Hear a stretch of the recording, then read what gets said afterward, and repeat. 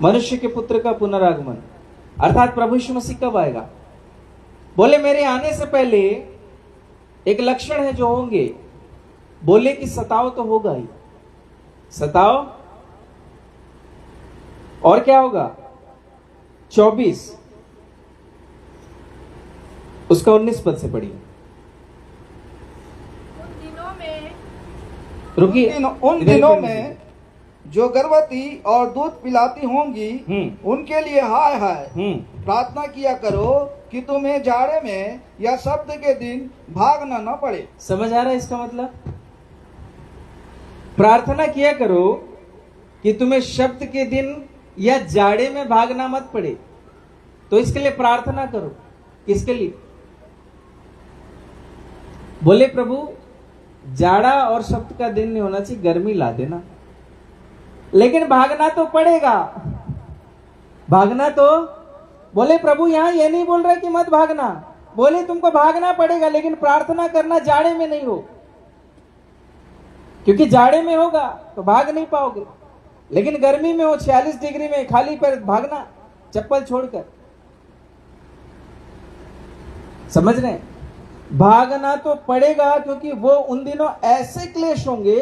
प्रभु यीशु मसीह ने कहा कि जगत की उत्पत्ति से अब तक वो क्लेश देखने में कहीं भी नहीं आया है। वो क्लेश, ऐसे क्लेश होंगे, और वो तुम्हें क्लेश देने के लिए पकड़ाएंगे। दानियल की किताब में सब लिखा है मेरे प्रियो, लेकिन उन भेदों का सार बताऊंगा तो बहुत समय हो जाएगा। तो वो क्लेश आएगा ही, और उन क्लेशों के रहते रहते, अच्छा ये क्लेश क्यों आएगा मालूम है? क्यों आएगा? सबके लिए नहीं आएगा। जो एक्चुअल में सच्चा विश्वासी है, जो धर्म के साथ अपना जीवन यापन कर रहा होगा, जो आज्ञाकारिता के साथ अपना जीवन यापन कर रहा होगा, केवल वो क्लेश उसे ही पड़ेगा, बाकी को नहीं। बाकी को वो क्लेश आएगा ही नहीं। क्यों नहीं आएगा? ये क्लेश का टाइम कब होगा? चलिए निकालिए प्रकाशित वाक्य। वो क्लेश का समय कौन सा? प्रकाशित वाक्य 13 अध्याय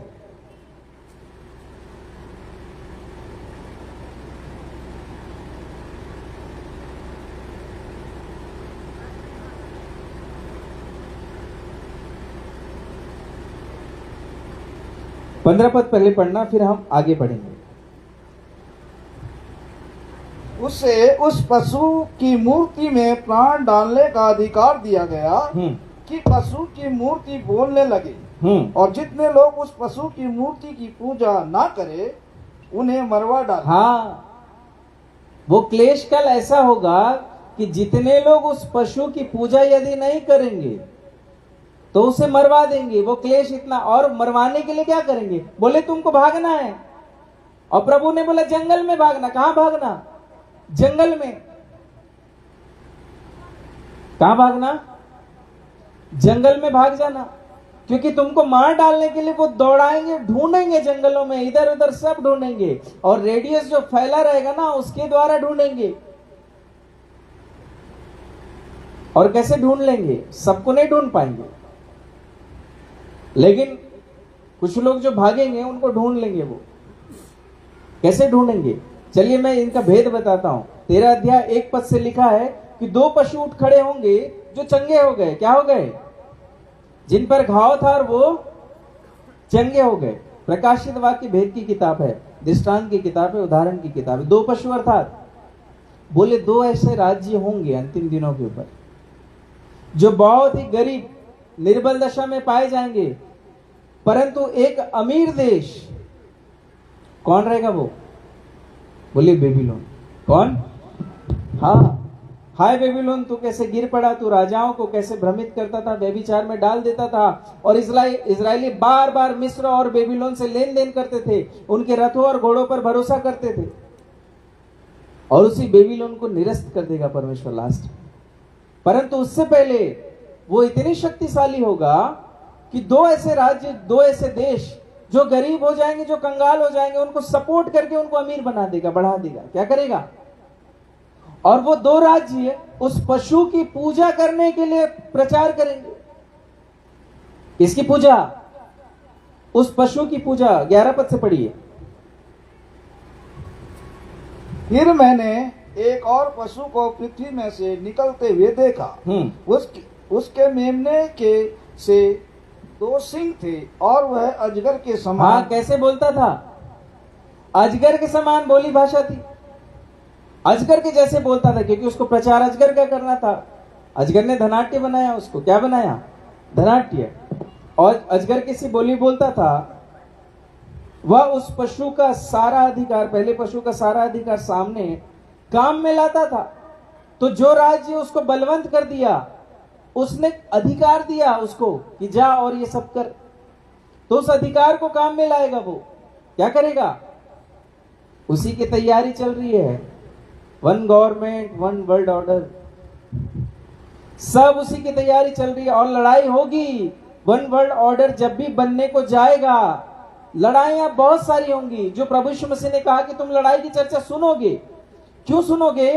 क्योंकि जो देश सक्षम है वह 1 वर्ल्ड ऑर्डर में अपना समर्थन कभी नहीं देगा।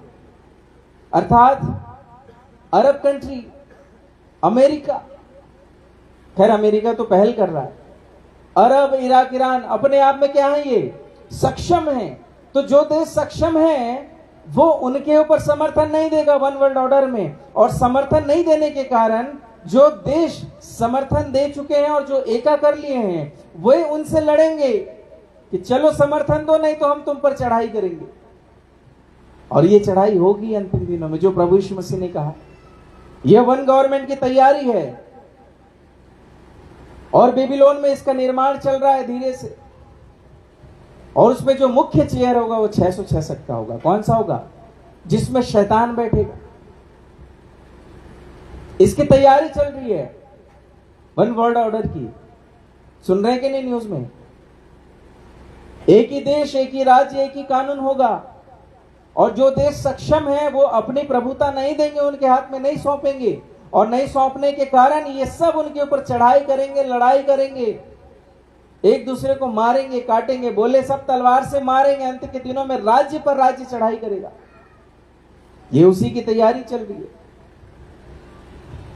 बोले वो पशु अजगर का सा बल पाकर, अर्थात उससे पावर पाकर उसकी उपासना करने लगा और उसका प्रचार करने लग गया। आगे, वह उस पहले पशु का सारा अधिकार उसके सामने काम में लाता था और पृथ्वी और उसके रहने वालों से उस पहले पशु की, जिसका प्राण घातक घाव अच्छा हो गया था, पूजा कराता था। वह बड़े बड़े चिन्ह दिखाता था, यहाँ तक कि मनुष्यों के सामने स्वर्ग से पृथ्वी पर आग बरसा देता था। आगे, उन चिन्हों के कारण जिन्हें उस पशु के सामने दिखाने का अधिकार उसे दिया गया था, वह पृथ्वी के रहने वाले को भरमाता था। हाँ, उन चिन्हों के द्वारा वह पृथ्वी के रहने वाले को भरमाता था। ये दृष्टांत है ना सब, इसका वास्तविक अर्थ कुछ और है। बोले वो देश ऐसे ऐसे काम करने लग गया कि लोग देखे, बोले ये तो गरीब देश था, कैसे अच्छा हो गया। और मैं ऐसा आकलन करता हूं, ठीक है, मैं ये बोल रहा हूं, मैं ऐसा आकलन करता हूं, बाइबल बोल रही ऐसा नहीं, मैं ऐसा आकलन करता हूं कि शायद उसमें से हमारा भारत देश एक हो सकता है, क्योंकि वो उसी दिशा में जा रहा है। भारत देश कहां जा रहा है? गर्त में। बोलिए कहां जा रहा है? गर्त में जाता चला जा रहा है, फिर से गुलामी की ओर। भारत देश एक ऐसा देश है कि सबसे पहले समर्थन देगा। मोदी जी गए ना समर्थन दे, सबसे पहले देगा और कंगाल होगा। अभी तो पेट्रोल डीजल चला है, अभी तो भूखमरी आनी बाकी है, आएंगी, सब होगा। लेकिन बस अगर हमारे जीते जी इस युग में नहीं हुआ तो हम तो धन्य ठहरेंगे। और हमारे जीते जी इस युग में हो गया तो भाई साहब बहुत पीड़ा होगी, बर्दाश्त नहीं कर पाओगे। समझ रहे हैं? बोले सारा अधिकार मिला, पृथ्वी के रहने वालों से कहता था कि जिस पशु के तलवार लगी थी वह जी गया है, उसकी मूर्ति बनाओ। क्या बनाओ? उस पशु की मूर्ति बनाओ। मूर्ति अर्थात मूर्ति, मूर्ति मतलब ये सब आत्मिक भेद है ना। मूर्ति अर्थात सिस्टम, बोलिए क्या? सिस्टम, उसके नियम कानून, उसके तौर तरीके, उसको अपना लो, क्योंकि वो सक्षम है और ठीक कर दिया वो, तो उसके नियम कानून को अपनाओ। आगे क्या बोलता है? उसे उस पशु की मूर्ति में प्राण डालने का अधिकार दिया गया था। हाँ। कि पशु की मूर्ति बोलने लगे, पशु की मूर्ति बोलने लगे, और जितने लोग उस पशु की मूर्ति की पूजा ना करें उन्हें मरवा डाला। हाँ, ये होगा भाग जाना। बोले उस पशु की मूर्ति की पूजा यदि नहीं करोगे, अर्थात उसके सिस्टम, उसके नियम कानून को फॉलो नहीं करोगे, तो बोले मरवा डालेगा। वो क्या करेगा? मरवा डालेगा वो मूर्ति, उसके नियम कानून। आगे, उसने छोटे बड़े, धनी कंगाल, स्वतंत्र दास सब के दाहिने हाथ या उनके माथे पर एक एक छाप करा दी। हाँ, अब ये जो मूर्ति जिसको दंडवत करने बोला जा रहा है, ये क्या है? ये सिस्टम है। बोलिए क्या है? हाँ, वो सिस्टम, एक नियम कानून तैयार होगा। बोले वो पशु अर्थात वो राज्य उस सिस्टम को मानने के लिए बोलेगा कि उसको मानो, और उस सिस्टम को मानने में क्या होगा? उस सिस्टम को मानते समय बोलिए क्या लगाया जाएगा? चिप। क्या लगाया जाएगा? 666 वाला चिप, या तो यहां या तो यहां। बोले अगर जितने नहीं लगाए उनको मार डालो। और बोले जैसे ही चिप लगाने वाला समय आ गया, विवश करके यदि लगाना शुरू किए, बोले भाग जाना, जंगल में भागना, क्योंकि वहां उनका रेडियस नहीं पकड़ेगा, तुमको ढूंढ नहीं पाएगा।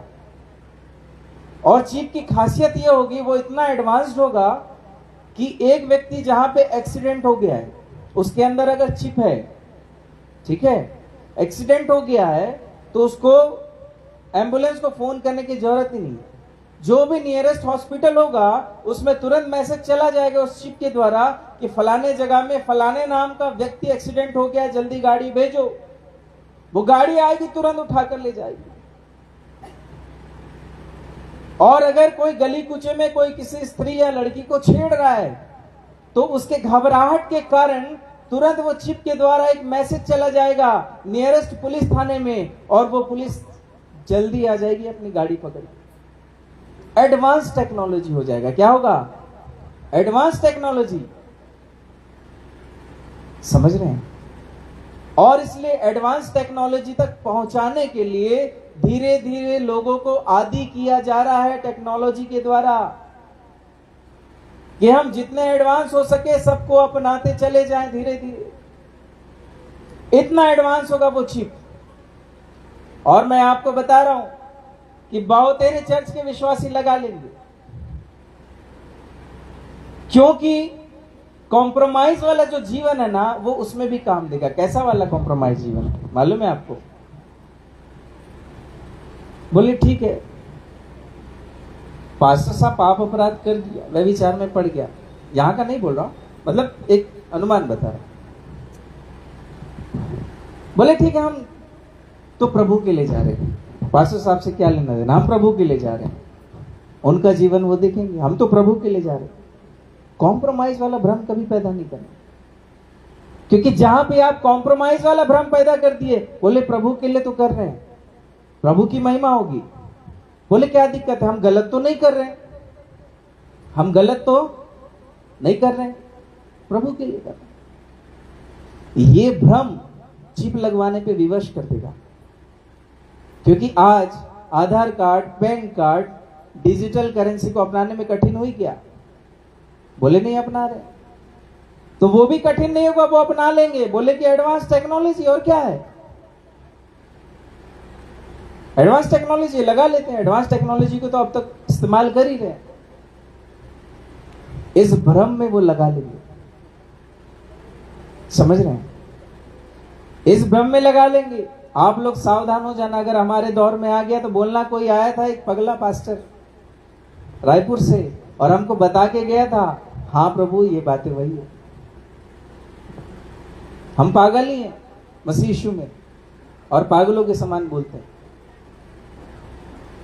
समझ रहे मेरे प्रिय?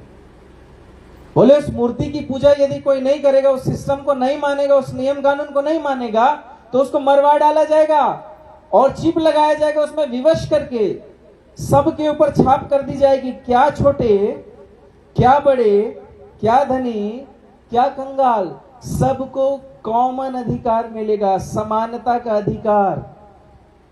विदेश में तो ये अधिकार पहले से है ना, गरीब के लिए भी वही हॉस्पिटल और अमीर के लिए भी वही हॉस्पिटल। तो ये समानता का अधिकार दिया जाएगा वो चिप लगाने के द्वारा। और चूंकि वो अधिकार दिखेगा लोगों को, अरे नहीं भाई मेरे लिए फैसिलिटी है, तो सबसे पहले कंगाल आदमी जाएगा लगाने,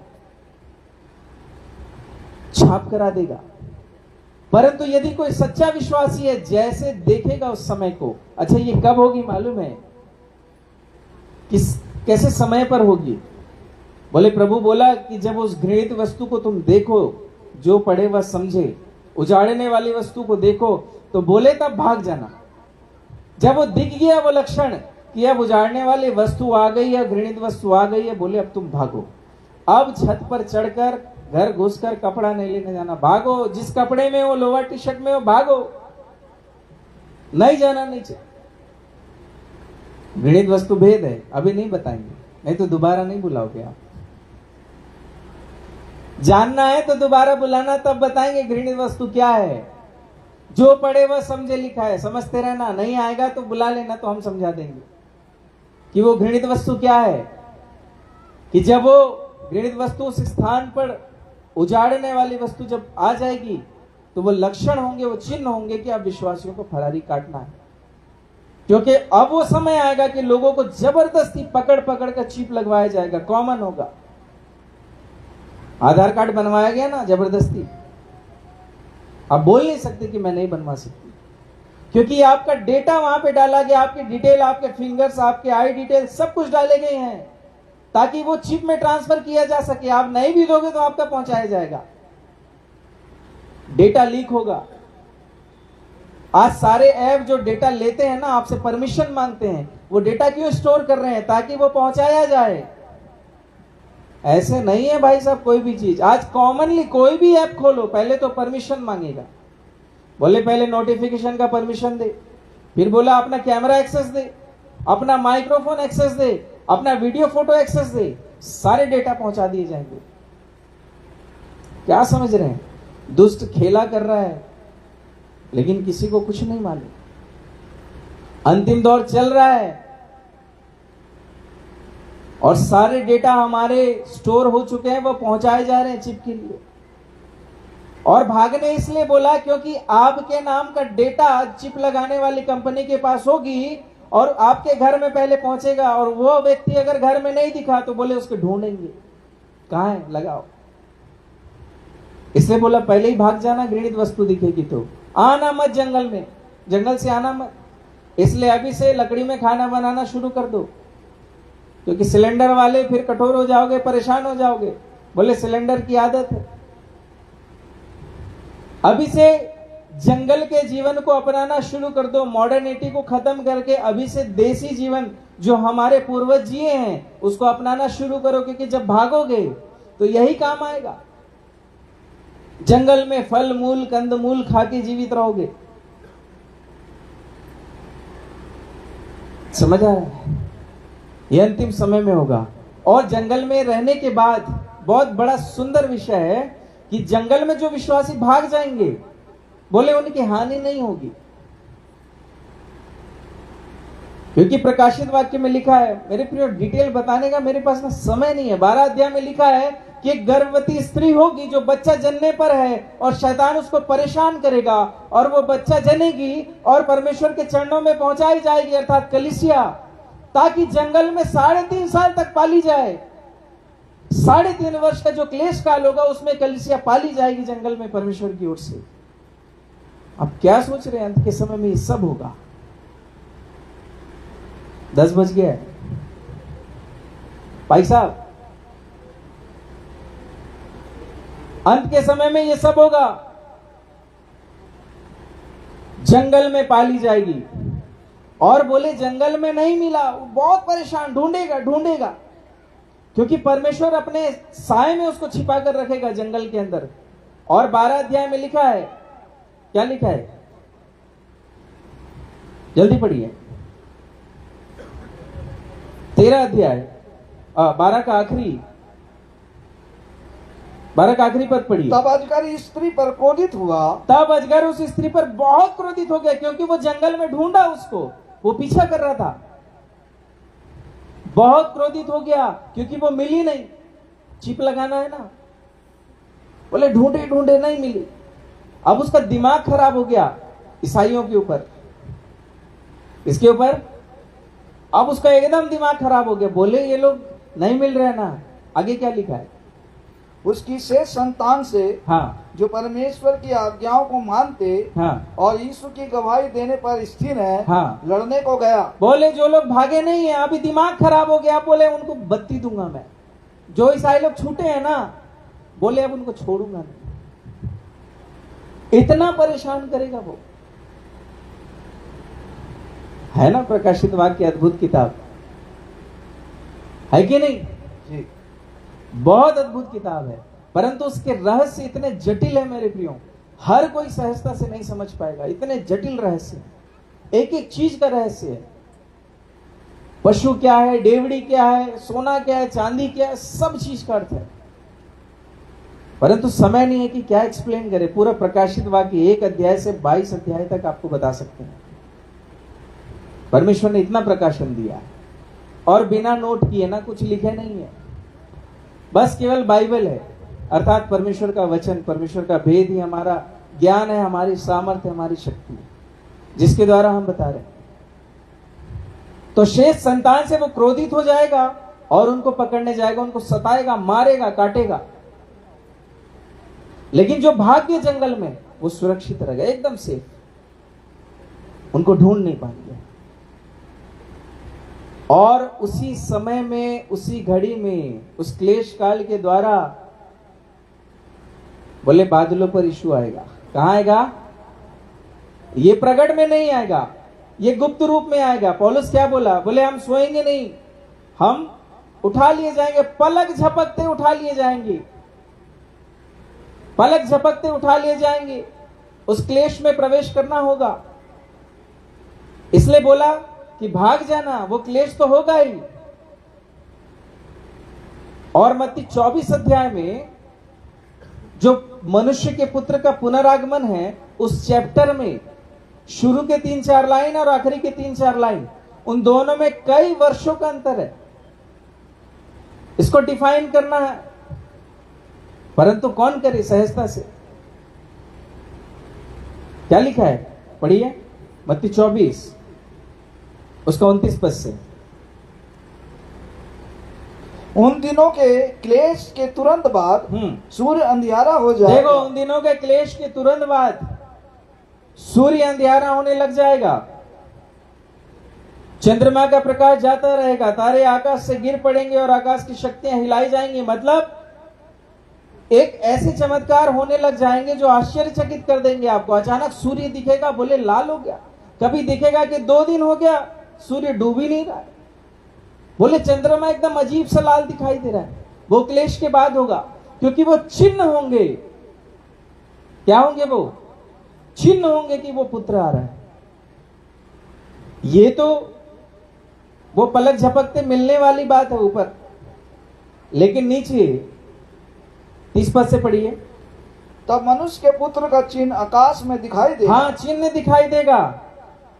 क्या दिखाई देगा? चिन्ह दिखाई देगा।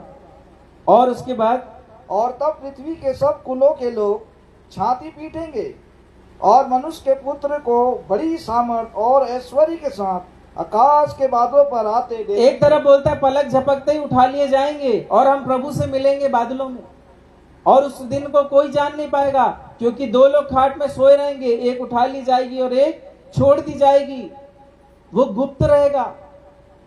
तो बोले यहां क्यों बोल रहा है कि सब देखेंगे बादलों पर? अटपटा नहीं है। एक जगह बोलता है कि कोई दिखेगा नहीं, वो गुप्त रीति से जाएंगे, और यहां बोलता है कि बादलों पर देखेंगे। शुरू के 4 लाइन और ये 30 पद से जो नीचे का लाइन है, उसमें बहुत अंतर है। आपको बता दूं, शुरू के 4 लाइन उठाए जाने वाला नहीं है। उठाए जाने वाला अर्थात जो गुप्त रीति से जाएंगे, जो 2 लोग सोए रहेंगे, एक गायब हो जाएगा, जो गायब होने वाली बात है, वो गायब होकर जो जाएंगे, वो शुरू का 4 लाइन है, और नीचे का 4 लाइन जो बादलों पर दिखाई देगा वो 1000 वर्ष के राज्य के बाद वाला है। इतना भेद है इस लाइन पे, 1000 वर्ष का अंतर है। कितने वर्ष का? 1000 वर्ष का अंतर है वो 4 लाइन पे। परमेश्वर ने हमको समझाया, इसलिए समझा रहे हैं आपको। समझ रहे हैं? 1000 वर्ष का अंतर है। और उसी क्लेश काल के बाद परमेश्वर के लोग उठाए जाएंगे, और उठाए जाने के बाद जब पुत्र के साथ मिलेंगे तो ऊपर में लिखा है कि ऊपर में राज्य बांटेगा। क्या करेगा? प्रकाशित वाक्य निकालिए, बोले कि समाप्त करें। भूख लग रही है क्या? और बोले पूरा कंप्लीट करें? अब बोले करना तो पड़ेगा क्योंकि आप ही लोग देरी से आए हो। प्रकाशित वाक्य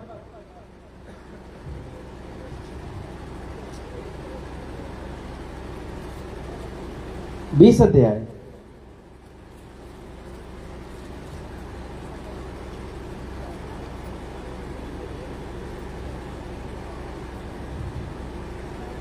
चलिए पहले यहां से पढ़िए।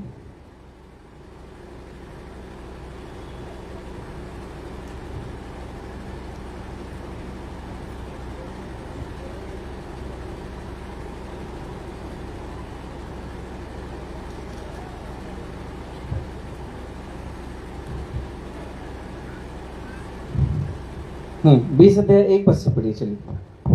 फिर मैंने एक स्वर्गदूत को स्वर्ग से उतरते देखा, जिसके हाथ में अथाह कुंड की कुंजी और एक बड़ी जंजीर थी। हाँ।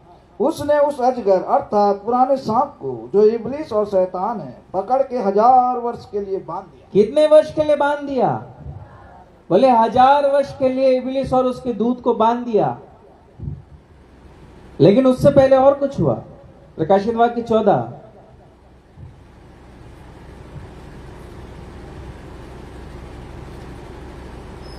1 से पढ़ना।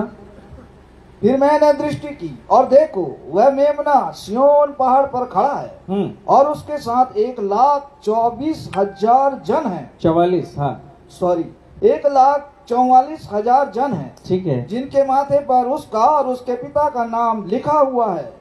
और स्वर्ग से मुझे एक ऐसा शब्द सुनाई दिया जो जल की बहुत धाराओं और बड़े गर्जन का सा शब्द था। और जो शब्द मैंने सुना वो ऐसा था मानो वीणा बजाने वाली वीणा बजा रहे हो। हाँ, बोले कि जब मूर्ति की पूजा और सिस्टम जब मानने लगोगे, मानने का समय आएगा, तो बोले कि फिर मैंने दृष्टि की और देखो वह मेमना सिय्योन पहाड़ पर खड़ा हो गया। कहां पर? हाँ, चेलों को बोला कि जब ऐसा होते देखो तो समझ लेना तुम्हारा छुटकारा निकट है, तुम सीधे होकर देखना, क्योंकि मैं सिय्योन पहाड़ पर दिखूंगा। कहां दिखूंगा? जब ऐसा हो जाएगा तो सिय्योन पहाड़ पर। सिय्योन पहाड़ पर वही देख सकता है जो सिय्योन में आ जाएगा। सिय्योन में आने की आवश्यकता, समझ रहे हैं?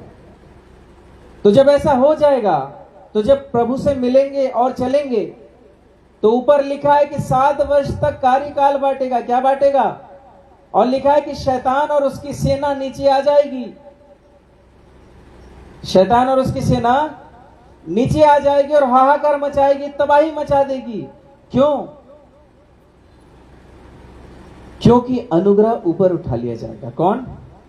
अनुग्रह पृथ्वी पर से ऊपर उठा लिया जाएगा। अभी तो एक भ्रम और काम करता है, लोग इब्लिस को कुचलते हैं। कुचलते हैं कि नहीं? इब्लिस को कुचल रहे हैं, किसी को मालूम नहीं है इब्लिस पृथ्वी पर है ही नहीं। इब्लिस पृथ्वी के ऊपर नहीं है, इब्लिस मध्य आकाश के ऊपर है। क्योंकि इब्लिस यदि नीचे नहीं आ पा रहा है तो उसके सबसे बड़े कारण है पृथ्वी के ऊपर पवित्र आत्मा है। कौन है? हाँ, थिस्सलुनीकियों की किताब में लिखा है कि अभी एक रोकने वाला पृथ्वी के ऊपर है, और जब तक वो दूर ना हो ले उससे रोके रहेगा उस अधर्मी को। उस अधर्मी का आना अपने समय के अनुसार होगा, अधर्म के कार्य के अनुसार आएगा, वो अपने समय में आएगा। परंतु याद रखो अभी एक रोकने वाला है पृथ्वी के ऊपर, अर्थात पवित्र आत्मा।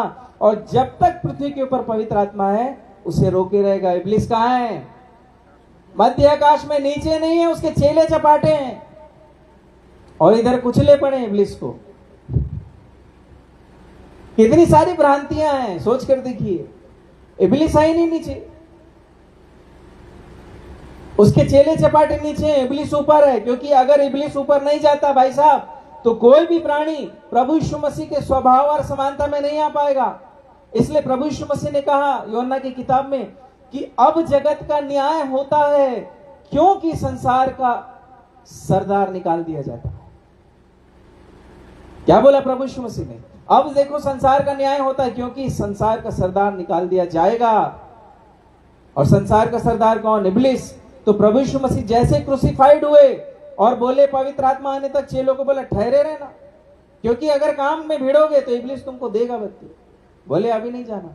और जब पवित्र आत्मा आया बोले संसार का सरदार ऊपर निकाल दिया गया। इसी को कहता है कि संसार का न्याय हो गया, क्योंकि अब सृष्टि जो आशा भरी दृष्टि से परमेश्वर के पुत्रों की प्रकट होने की बाट जो रही है वो भी अब छुटकारा पाएगी। इब्लिस के जीते जी छुटकारा नहीं पाएगी, क्योंकि उसने पूरे पृथ्वी को खराब कर दिया, बेडौल और सुनसान कर दिया।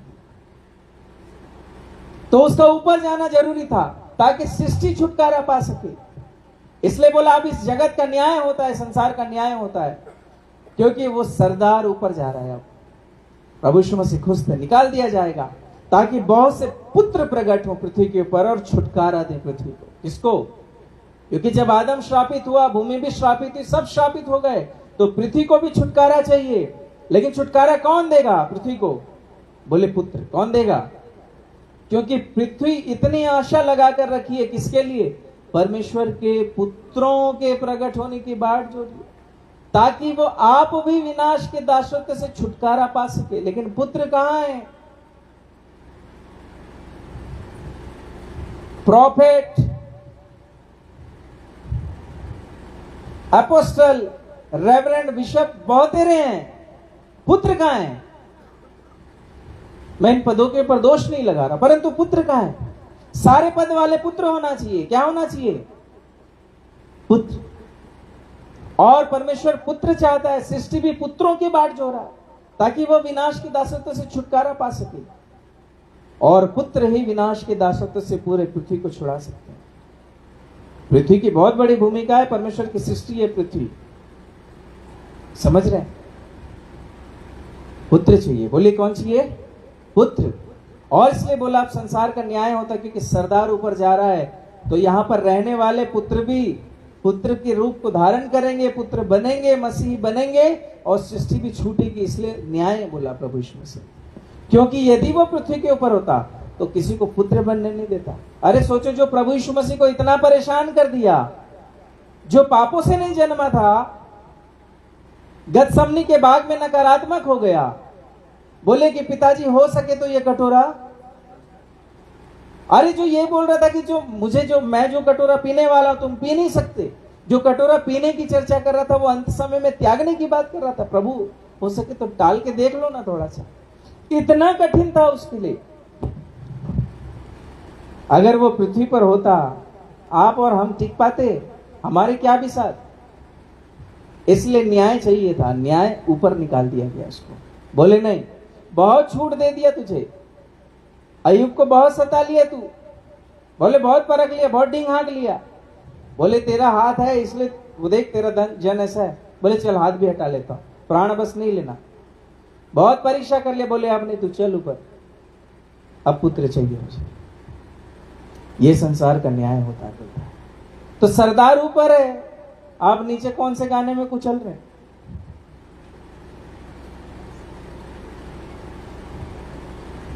समझ रहे हैं? अब कोई बोले ना इब्लिस है, उसको कुचल रहे हैं।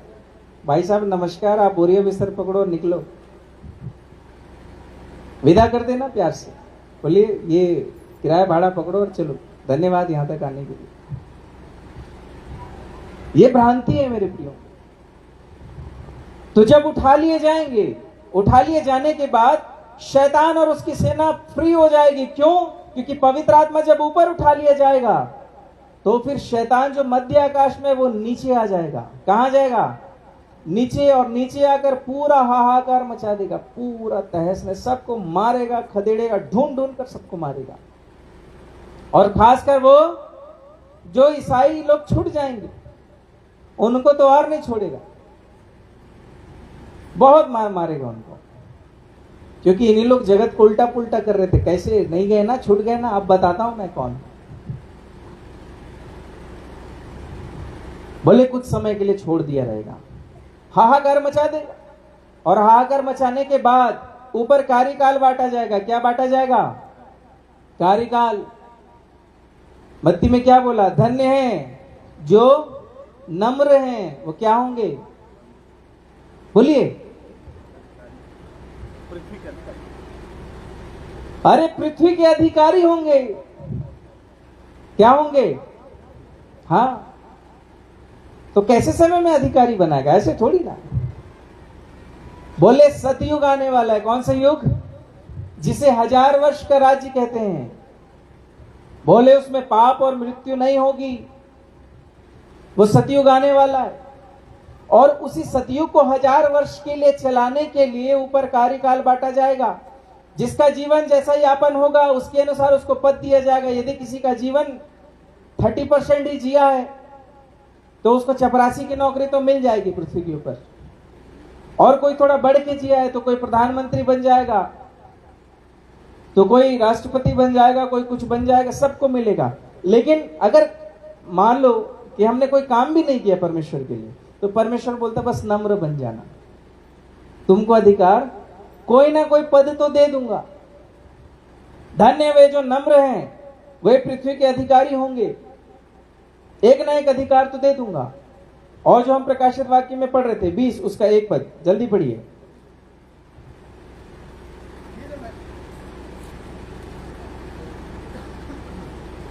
फिर मैंने एक स्वर्गदूत को, नहीं 20 अध्याय उसका 1 पद से, 20 का 1 ही पद।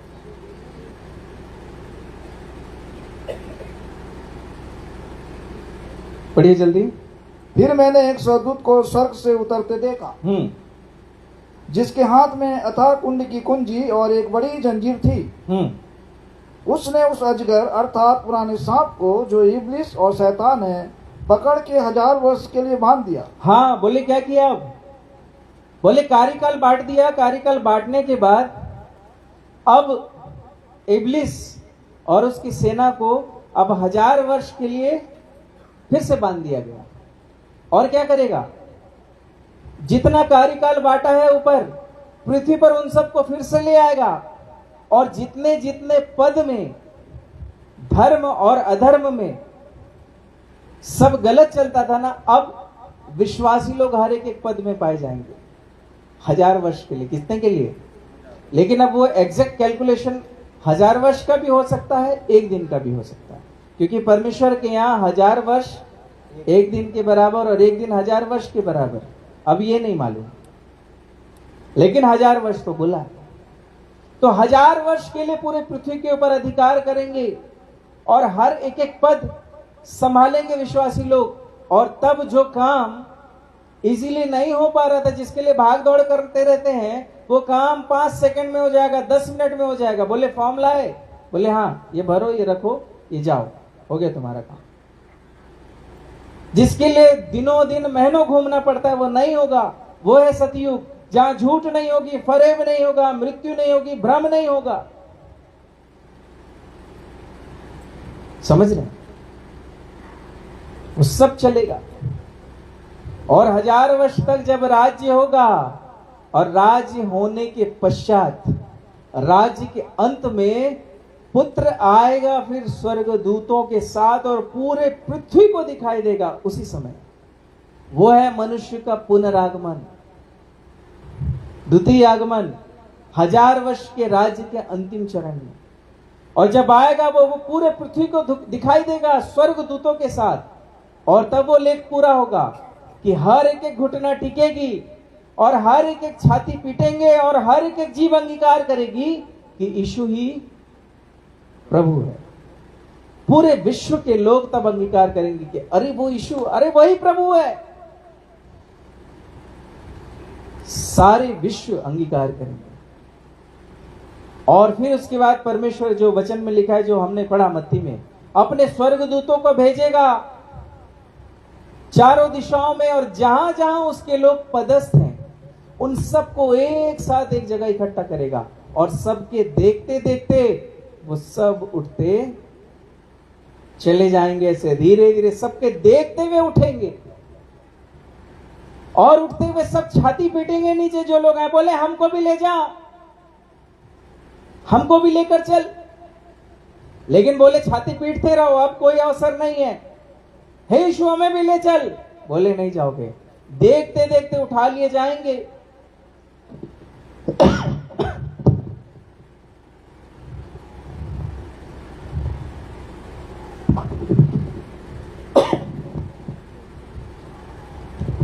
कैसे उठा लिए जाएंगे?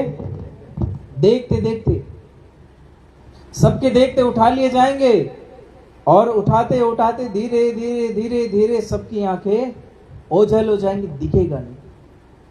फिर उसके बाद लिखा है कि शैतान और उसकी सेना, 3 पद, 1000 वर्ष के लिए बांध दिया, जंजीरों से जकड़ दिया उसको, और फिर उसके बाद और उसे अथाह कुंड में डालकर बंद कर दिया। हाँ, और उस पर मुहर लगा 1000 वर्ष के लिए मोहर लगा दी। फिर कि वह 1000 वर्ष के पूरे होने तक जाति जाति के लोगों को फिर ना भरमाए। मतलब वहां पे ना तो भ्रमित होगा कोई, ना अपराध होगा, सतयुग रहेगा, वो सत्य से नालिश होगा, हर काम सत्य से होगा, झूठ नहीं होगा, फरेब नहीं होगा, घूस नहीं होगी।